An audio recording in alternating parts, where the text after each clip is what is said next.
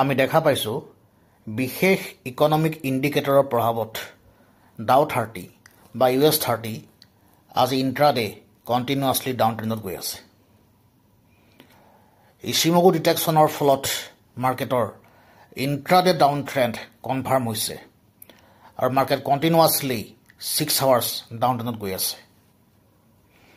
আৰু Dow 30 down ট্ৰেণ্ডত যে যাব সেইটো কথা আজি মই বহুত দিনৰ আগতে কৈছিলোঁ, কাৰণ অলৰেডি ইয়াত আমি দেখা পাইছিলোঁ যে ইচিমকুৰ টাৰ্ণিং পইণ্টত ডিটেক্ট হৈছে, ডেথ ক্ৰছ ডিটেক্ট হৈছে যে US 30 বা ডাউ 30 ডাউন ট্ৰেণ্ডত যাব।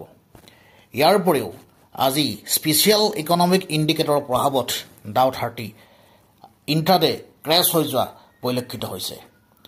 আৰু আপোনালোকে ইয়াত দেখা পাইছে 4 আৱাৰ্ছ টাইম ফ্ৰেমত ইচিমকুৰ তলত মাৰ্কেট ডিটেকশ্যন হৈছে আৰু ইন ফিউচাৰ ইচিমকুৱে কৈ আছে যে মাৰ্কেট ডাউন ট্ৰেণ্ডতে আহিব।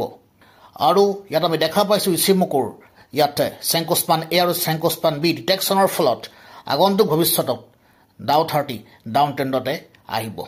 Thank U.